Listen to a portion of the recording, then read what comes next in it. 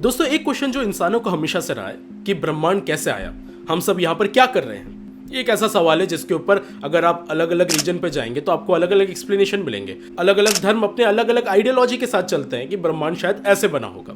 लेकिन आज के टाइम में अगर साइंस की बात की जाए तो साइंस में जो सबसे ज्यादा मानने वाली थ्योरी उसे बिग बैंग थ्योरी कहा जाता है। अब वैसे तो बिग बैंग के साइंटिफिक कम्युनिटी में काफी सारे क्रिटिक्स हैं, लेकिन अगर साइंटिफिक कम्युनिटी के बाहर देखा जाए तो भी बिग बैंग को लोग बहुत क्रिटिसाइज करते हैं। और इसका सिंपल सा रीजन ये है कि बहुत सारे लोगों का जो क्रिएशनलिस्ट पॉइंट ऑफ व्यू होता है, बिग बैंग उससे थोड़ा डिफर कर जाता है, या फिर उनके यूनिवर्स की उत्पत्ति के जो भी आइडिया होंगे बिग बैंग उसको सपोर्ट नहीं कर पाता है। तो सीधी सी बात है, बिग बैंग को बहुत सारे लोग डिस्कार्ड कर देते हैं, स्पेशली वो लोग जो साइंटिफिक माइंड नहीं रखते हैं या फिर साइंटिफिक पर्सपेक्टिव नहीं रखते हैं। इसका एक सबसे बड़ा एग्जाम्पल है ये इंसान। मॉडर्न साइंस के लिए भगवान विष्णु को ऑब्जर्व करना या हाइपोथाइज करना भी पॉसिबल नहीं है। ऐसे में हम सेफली कंक्लूड कर सकते हैं कि universe eternally creation, maintenance and destruction के साइकिल से गुजरता रहता है। अब देखिए, सबसे पहले मैं बताऊं कि इन्होंने अपनी वीडियो में बहुत बढ़िया तरीके से समझाया कि बिग बैंग मॉडल क्यों आया, कैसे आया, और उसके लिए मैं इनकी तारीफ कर रहा हूं। बहुत ही वंडरफुल वर्क किया। लिमेटर की इस थियरी को 1940s में रशियन साइंटिस्ट जॉर्ज गैमो ने फर्दर एक्सपैंड करके बिग बैंग न्यूक्लियोसिंथेसिस की थियरी प्रपोज की, जिसमें गैमो ने थियराइज किया कि प्रिमोर्डियल क्वांटम के एक्सप्लोजन के 10 सेकंड से लेकर 20 मिनट के समय में आइसोटॉप और हाइड्रोजन के न्यूक्लियाई के अलावा भी दूसरे न्यूक्लियाई फॉर्म हुए होंगे।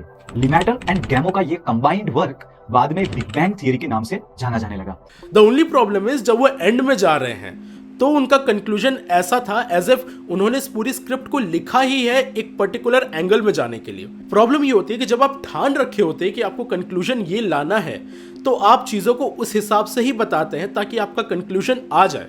अब मैं ये नहीं बोल रहा कि इनका जो साइक्लिक मॉडल वाला क्लेम है वो गलत है। जो साइक्लिक यूनिवर्स मॉडल होता है वो बहुत ही इंटरेस्टिंग है कि may be single big bang नहीं हुआ जो ज्यादातर साइंटिस्ट मानते हैं। मे बी एक ऐसा सीन हुआ होगा कि पहले यूनिवर्स बना, एक्सपैंड हुआ, लेकिन आफ्टर अ सर्टेन टाइम फिर वो वापस कॉन्ट्रैक्ट हुआ और वापस सिंगुलैरिटी में चला गया, फिर वापस एक्सपैंड हुआ, वापस कॉन्ट्रैक्ट हुआ। बाय द वे, ये जो मैंने सिंगुलैरिटी बोली है, कुछ मॉडल सिंगुलैरिटी को सपोर्ट करते हैं इसमें, कुछ मॉडल सिंगुलैरिटी को सपोर्ट नहीं करते हैं। मैंने बोलना का मतलब यह है कि साइक्लिक यूनिवर्स को लेके भी बहुत सारे अलग अलग मॉडल्स हैं जिनके अलग अलग पैरामीटर्स हैं। वो डिपेंड करता है हम लोग कौन से पर्टिकुलर मॉडल के बारे में बात कर रहे हैं। अब सबसे पहले इनका टाइटल कि बिग बैंग तो कभी हुआ ही नहीं, और यही एक्सपेक्ट कर भी रहे थे इनकी वीडियो से, बिकॉज मैंने जब इनका चैनल देखा तो इन्होंने एवोल्यूशन को भी डिबंक करते हुए वीडियोस बनाई हुई हैं। अब मैं एवोल्यूशन को ऐसा नहीं ले रहा हूँ कॉन्क्रीट की हो तो सही होता ही होता है, लेकिन मेजॉरिटी ऑफ साइंटिफिक कंसेंसस जो है वो एवोल्यूशन को सपोर्ट करते हैं, और एवोल्यूशन को रिजेक्शन का वही भाव है जो बिग बैंग को रिजेक्शन के टाइम आता है। मतलब कि क्रिएशनलिस्ट पॉइंट ऑफ व्यू से थोड़ा डाइवर्ट हो जाती है ये सारी चीजें। इन्फ्लेशन थियरी ने हॉराइजन प्रॉब्लम के साथ साथ बिग बैंग थियरी के दूसरे दो प्रॉब्लम्स का भी सॉल्यूशन दिया, the flatness problem and the monopole problem. हालांकि इन्फ्लेशन थियरी ने बिग बैंग थियरी के इन प्रॉब्लम्स का हाइपोथेटिकल सॉल्यूशन दिया, लेकिन एस्ट्रोफिजिसिस्ट कम्युनिटी इस थियरी को रेडिली एक्सेप्ट नहीं कर पाई, क्योंकि उनको इन्फ्लेशन थियरी में और भी फंडामेंटल्स प्रॉब्लम देखने को मिले। 20th सेंचुरी में डोमिनेंट बिग बैंग और इन्फ्लेशन थियरी के बाद अब 21st सेंचुरी में साइक्लिक मॉडल साइंस का टाइम, स्पेस और यूनिवर्स की लाइफ का सबसे कॉन्क्रीट प्रपोजल है। अब उन्होंने तो ऐसे दिखा दिया जैसे आज के टाइम में ज्यादातर एस्ट्रोफिजिसिस्ट बिग बैंग को इतना सीरियसली लेते नहीं है। इन्होंने बहुत अच्छे पॉइंट निकाले कि यूनिवर्स में फ्लैटनेस प्रॉब्लम है, मोनोपोल प्रॉब्लम है, होराइजन प्रॉब्लम है, इसके अलावा और भी बहुत सारे प्रॉब्लम्स है जिसकी वजह से बिग बैंग के ऊपर क्वेश्चन उठता है। बट उसका मतलब ये नहीं कि बिग बैंग गलत हो गया है, बिकॉज उस चीज को एड्रेस करने के लिए भी अलग अलग मॉडल्स आते हैं। देखिए दोस्तों, साइंस में कोई भी चीज 100% accepted and in true essence 100% rejected नहीं हो सकती। साइंस में कंटिन्यूअस प्रोसेस होता है जिसमें रिफाइनमेंट आता है। अब जैसे कि आइंस्टाइन की फेमस रिलेटिविटी के ऊपर बात कर लेते हैं। उनको स्टार्टिंग में बहुत रेजिस्टेंस मिला, उस थ्योरी के ऊपर काफी टेस्ट किए गए। उन सारे टेस्ट को पास करने के बाद आज हम लोग रिलेटिविटी को एज अ फाउंडेशनल नॉलेज लेते हैं। एंड बाय द वे, अभी भी इसका मतलब ये नहीं हुआ कि जनरल थ्योरी ऑफ रिलेटिविटी या फिर special theory of relativity 100% right है। इसका मतलब ये हुआ कि इट्स वेरी मच लाइकली कि इट्स ट्रू, बिकॉज अभी तक हम लोगों ने जो जो टेस्ट किए हैं उसमें वो पास हुआ है। तो अगर इसी लेंस से देखा जाए तो जो बिग बैंग मॉडल है, बिग बैंग मॉडल के काफी सारे फ्लॉज है जो उन्होंने बताए, लेकिन बिग बैंग मॉडल के सॉल्यूशन भी निकल के आते हैं। अब जैसे इन्होंने साइक्लिक यूनिवर्स की बात की है, तो cyclic universe by the way एक बहुत ही साइंटिफिक कॉन्सेप्ट है। In fact Nobel laureate Roger Penrose का भी साइक्लिक यूनिवर्स के ऊपर खुद का एक मॉडल है जिसको CCC मॉडल कहा जाता है। रॉजर पेनरोज भी साइक्लिक यूनिवर्स के फेवर में ही है, और इन्होंने जिन फिजिसिस्ट को कोट किया उनका भी जो साइक्लिक मॉडल है वो काफी इंटरेस्टिंग है। बट एक ही प्रॉब्लम है, इन्होंने जिनको कोड किया है उनके मॉडल में भी काफी सारी प्रॉब्लम्स निकल आ रही हैं। तो अगर प्रॉब्लम आने के बेसिस पे हम लोग बिग बैंग को साइड रख दे रहे हैं, तो उस बेसिस पे तो हम लोगों को साइक्लिक मॉडल को भी साइड में रख देना चाहिए। सबीना की इस रीसेंट वीडियो में उन्होंने बहुत अच्छे से बताया है कि कैसे साइक्लिक यूनिवर्स मॉडल अभी भी चैलेंज किया जा रहा है। और इन सब के अलावा 2024 से 25 की जो डीसी की फाइंडिंग है उसने तो भैया ये बता दिया कि ये जो डार्क एनर्जी है ये वेरी कर रही है। मतलब कि अभी तक हम लोग जो डार्क एनर्जी को एक कांस्टेंट चीज मान के चलते हैं तो वो ऐसी नहीं है, वो यूनिवर्स के एज के साथ साथ इवॉल्व हो रही है।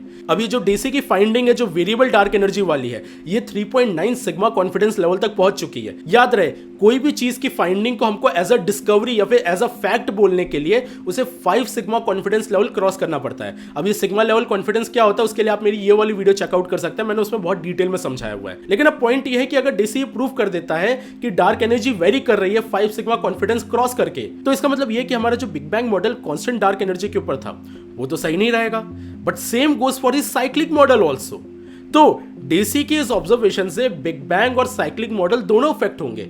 हाँ, उसमें कुछ मॉडिफिकेशन के साथ हम उस मॉडल को रिफाइन कर सकते हैं, जो बाय द वे काफी सारे फिजिसिस्ट कर भी रहे हैं। बट मेरे यहाँ पर बोलने का ऑब्जेक्टिव ये है कि जिस ग्राउंड पे हम लोग साइक्लिक यूनिवर्स को प्रमोट करवा रहे हैं उसी ग्राउंड पे बिग बैंग मॉडल को भी हम लोग प्रमोट कर सकते हैं। ऐसा नहीं है कि just because big bang model की कुछ कमियां हैं तो हम लोग साइक्लिक मॉडल को उठा लिए। हाँ, हम लोग ये डिस्कस कर सकते हैं कि कौन सा मॉडल ज्यादा बेटर रिजल्ट दे रहा है, कौन से मॉडल में ज्यादा नुकसान है, उस बेसिस पे कंपैरिजन किया जा सकता है। लेकिन जैसा कि उन्होंने स्टेटमेंट बोल दिया कि कंक्लूड किया जा सकता है, ये एकदम गलत स्टेटमेंट है। ऐसे में हम सेफली कंक्लूड कर सकते हैं कि universe eternally creation, maintenance and destruction के साइकिल से गुजरता रहता है। और ये तो सीधा पता चल रहा है कि आप एक बायस लेकर आ रहे हैं और उस बायस के बेसिस पे आप एक मॉडल को सपोर्ट कर दे रहे हैं, लेकिन at the same time same he ground पे जो दूसरा मॉडल है उसको रिजेक्ट कर दे रहे हैं क्योंकि वो आपके आइडियोलॉजी से मीट नहीं खा रहा है।